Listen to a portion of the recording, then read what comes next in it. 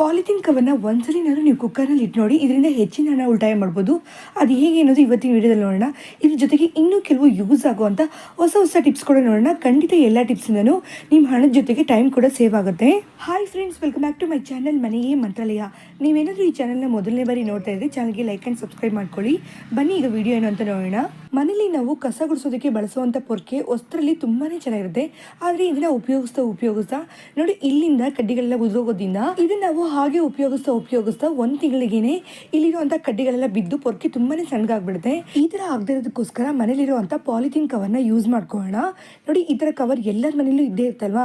ಆ ಕವರನ್ನು ತೊಗೊಂಡಿದ್ದೀನಿ. ಕವರ್ನ ನೋಡಿ ಈ ರೀತಿ ಫೋಲ್ಡ್ ಮಾಡಿ ಇಟ್ಕೋಬೇಕು. ಫೋಲ್ಡ್ ಮಾಡ್ಕೊಂಡಾದ್ಮೇಲೆ ಇದ್ರ ಮೇಲ್ಗಡೆ ಪೊರ್ಕೆನ ಇಟ್ಕೊಂಡು ನಾವು ಪೊರ್ಕೆಗೆ ಸುತ್ಕೋಬೇಕು. ನೋಡಿ, ಈ ಜಾಗದಲ್ಲಿ ಕವರ್ನ ಟೈಟ್ ಆಗಿ ಇಟ್ಟು ಸುತ್ಕೋತಾ ಇದೀನಿ. ಈ ತರ ನಾವು ಸುತ್ಕೊಂಡಾದ್ಮೇಲೆ ಈ ಕವರ್ ಬಿಚ್ಕೊಳ್ದಿರೋದಕ್ಕೋಸ್ಕರ ಇದ್ರ ಮೇಲ್ಗಡೆ ನಾವು ಬಿಸಿಯಾಗಿರುವಂತ ಚಾಕುವಿಂದ ಅಂಟಿಸ್ಕೋಬಹುದು, ಅಥವಾ ಐರನ್ ಬಾಕ್ಸ್ ನ ಹೀಟ್ ಮಾಡ್ಕೊಂಡು ಕವರ್ ಸುತ್ತಾನು ಈ ರೀತಿ ಪ್ರೆಸ್ ಮಾಡ್ಕೊಂಡ ಬರಬೇಕು. ಈ ತರ ಮಾಡ್ಕೊಂಡಾಗ ಕವರ್ ಚೆನ್ನಾಗಿ ಫಿಕ್ಸ್ ಆಗ್ಬಿಡುತ್ತೆ. ಇವಾಗ ನಾವು ಪೊರ್ಕೆನ ಯೂಸ್ ಮಾಡೋದ್ರಿಂದ ಪೊರ್ಕೆ ಹಿಡಿಯಿಂದ ಪೊರ್ಕೆ ಕಡ್ಡಿಗಳು ಆಚೆ ಬರೋದಿಲ್ಲ. ಅಷ್ಟೇ ಅಲ್ಲದೆ ನಾವು ಯೂಸ್ ಮಾಡುವಂತ ಈ ಪೊರ್ಕೆ ಹೆಚ್ಚಿನ ತಿಂಗಳ ಕಾಲ ಬಾಳಿಕೆ ಬರುತ್ತೆ.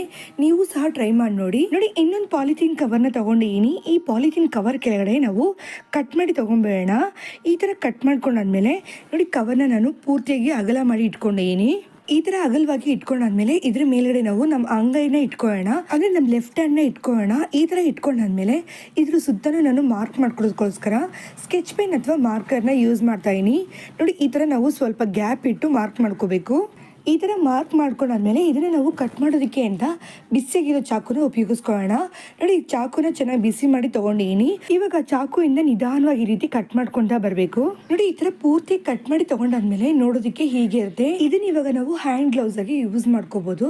ನೋಡಿ, ಈ ತರ ನಾವು ₹1 ಖರ್ಚಿಲ್ದೇನೆ ಮನೆಗಿರೋ ಅಂತ ಪ್ಲಾಸ್ಟಿಕ್ ಕವರ್ ಇಂದ ರೆಡಿ ಮಾಡ್ಕೊಂಡು ಈ ತರ ನಾವು ಕೈಗೆ ಹಾಕೊಂಡಾದ್ಮೇಲೆ ಇದರಿಂದ ನಾವು ಹಲವಾರು ಕೆಲಸಗಳನ್ನ ಮನೇಲಿ ಮಾಡ್ಕೋಬಹುದು. ಅಂದ್ರೆ ಕ್ಲೀನಿಂಗ್ ಕೆಲಸ ಇರ್ಬೋದು, ಪಾತ್ರೆ ತೊಳೆಯುವಂತ ಕೆಲಸ ಇರ್ಬೋದು, ಅಥವಾ ತಲೆಗೆ ಡೈ ಹಾಕುವಂಥ ಕೆಲಸ ಇರ್ಬೋದು, ಮೆಹಂದಿನ ಅಪ್ಲೈ ಮಾಡುವಂಥ ಕೆಲಸ ಇರ್ಬೋದು.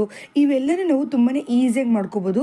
ಕೆಲವರಿಗೆ ಕೆಮಿಕಲ್ಸ್ ಎಲ್ಲ ಸೆಟ್ ಆಗೋದಿಲ್ಲ ಅಲ್ವಾ, ಅವಾಗ ನೋಡಿ ಈ ಥರ ರೆಡಿ ಮಾಡಿಕೊಂಡು ಹಾಕೊಂಡಾಗ ತುಂಬಾ ಯೂಸ್ ಆಗುತ್ತೆ.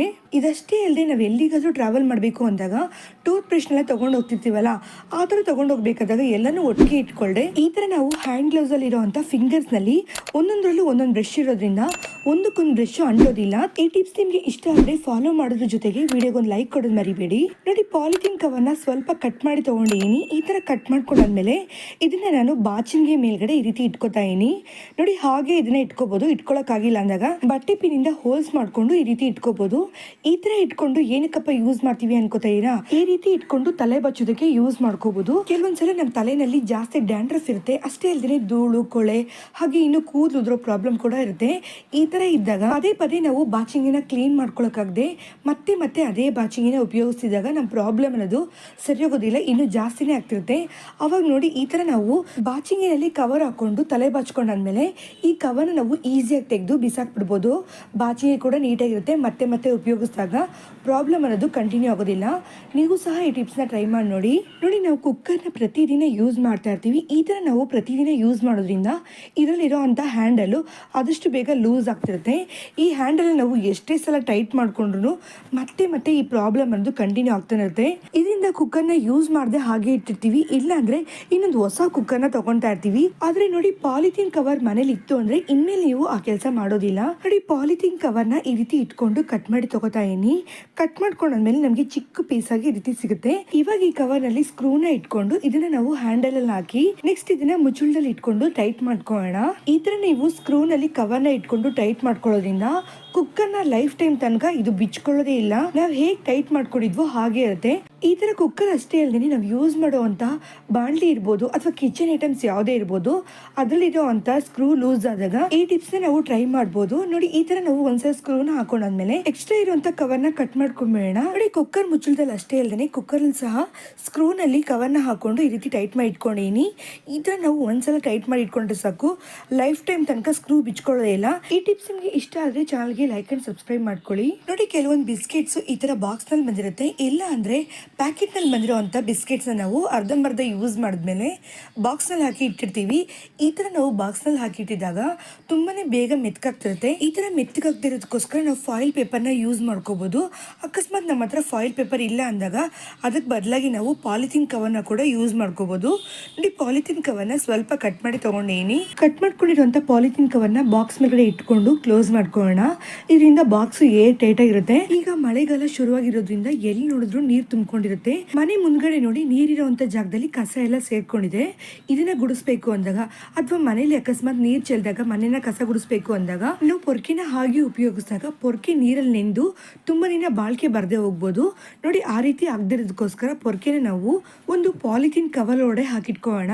ಈ ತರ ನಾವು ಪೊರ್ಕೆ ತುದಿನಲ್ಲಿ ಕವರ್ನ ಇಟ್ಕೊಂಡು ಟೈಟ್ ಆಗಿ ಗಂಟು ಹಾಕೋಣ.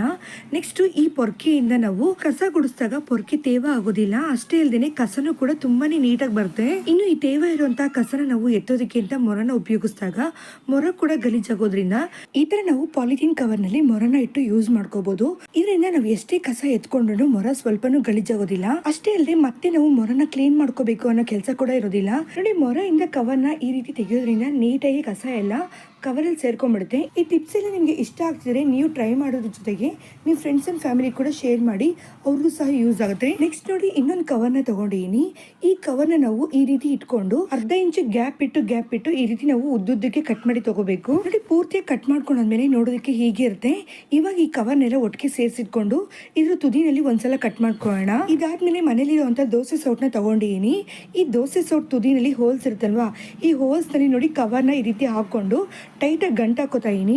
ಇವಾಗ ನೋಡಿ, ಈ ತರ ರೆಡಿ ಆಗಿರುವಂತ ಇದನ್ನ ಉಪಯೋಗಿಸ್ಕೊಂಡು ಮನೇಲಿ ಇರುವಂತ ಕಬೋರ್ಡ್ಸ್ ಹಿಂದ್ಗಡೆ ಹಾಗೆ ತುಂಬಾನೇ ಚಿಕ್ಕದಾಗಿರುವಂತ ಗ್ಯಾಪ್ ಅಲ್ಲೆಲ್ಲ ನಾವು ಕ್ಲೀನ್ ಮಾಡ್ಬೇಕು ಅಂದಾಗ ಇದನ್ನ ಉಪಯೋಗಿಸ್ಕೊಂಡು ಕ್ಲೀನ್ ಮಾಡ್ಕೋಬಹುದು. ₹1 ಕೂಡ ಖರ್ಚು ಮಾಡ್ದೇನೆ ಮನೇಲಿ ಇರುವಂತ ಪ್ಲಾಸ್ಟಿಕ್ ಕವರ್ ಇಂದ ಈ ರೀತಿ ನಾವು ರೆಡಿ ಮಾಡ್ಕೊಂಡು ಕ್ಲೀನ್ ಮಾಡ್ಕೊಂಡಾಗ ಮನೆ ಮೂಲೆನಲ್ಲಿ ಎಷ್ಟೇ ಕಸ ಇರಲಿ ನೀಟಾಗಿ ಕ್ಲೀನ್ ಆಗ್ಬಿಡುತ್ತೆ. ನೋಡಿ, ಧೂಳು ಕಸ ಎಲ್ಲಾನು ಈ ಕವರ್ಗೆ ನೀಟಾಗಿ ಅಂಟ್ಕೊಂಡ್ ಬಂದ್ಬಿಡುತ್ತೆ. ಈ ತರ ನಾವು ಕ್ಲೀನ್ ಮಾಡ್ಕೊಳ್ಳೋದಷ್ಟೇ ಅಲ್ಲದೇನೆ ಕಿಟಕಿ ಮೇಲೆ, ಬಾಗಿಲ್ ಮೇಲೆ ಅಥವಾ ಯಾವ್ದಾದ್ರು ಎಲೆಕ್ಟ್ರಾನಿಕ್ ವಸ್ತುಗಳ ಮೇಲೆ ಧೂಳಿದ್ದಾಗ ಅದನ್ನೆಲ್ಲ ನಾವು ಇದನ್ನ ಉಪಯೋಗಿಸ್ಕೊಂಡು ಕ್ಲೀನ್ ಮಾಡ್ಕೋಬಹುದು. ಈ ಟಿಪ್ಸ್ ಇಷ್ಟ ಆಗಿದ್ರೆ ನೀವು ಸಹ ಟ್ರೈ ಮಾಡಿ ನೋಡಿ. ಕೆಲವೊಂದ್ಸಲ ನಾವು ಈ ತರ ಕವರ್ ನಲ್ಲಿ ಬಾಟಲ್ಗಳನ್ನ ಅಥವಾ ಬಾಕ್ಸ್ ಗಳನ್ನ ಇಟ್ಟು ತಗೊಂಡೋಗ್ತಾ ಇರ್ತೀವಿ.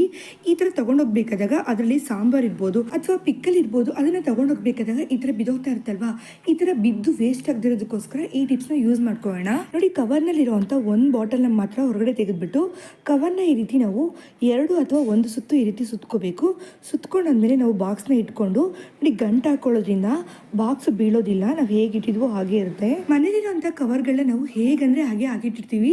ಇದರಿಂದ ತುಂಬಾ ಜಾಗದಲ್ಲಿ ಬರೀ ಕವರ್ಗಳನ್ನ ಇಟ್ಟಂಗಾಗುತ್ತೆ. ಆದ್ರೆ ನೋಡಿ, ಕವರ್ಗಳನ್ನ ನಾವು ಈ ರೀತಿ ಮಚ್ಚಿಟ್ಕೊಂಡು ಯೂಸ್ ಮಾಡೋದ್ರಿಂದ ಸ್ವಲ್ಪ ಜಾಗದಲ್ಲಿ ಜಾಸ್ತಿ ಕವರ್ಗಳನ್ನ ನೀಟಾಗಿಟ್ಟು ಯೂಸ್ ಮಾಡ್ಕೋಬಹುದು. ನೋಡಿ, ಮೊದಲು ಕವರ್ನ ನಾವು ಉದ್ದಕ್ಕೆ ಈ ರೀತಿ ಮಚ್ಚಿಟ್ಕೊಂಡು ನೆಕ್ಸ್ಟ್ ಇದನ್ನ ನಾವು ಈ ತರ ಟ್ರಯಾಂಗಲ್ ಶೇಪ್ ಅಲ್ಲಿ ಮಡ್ಚ್ಕೊಂಡ್ ಬರ್ಬೇಕು.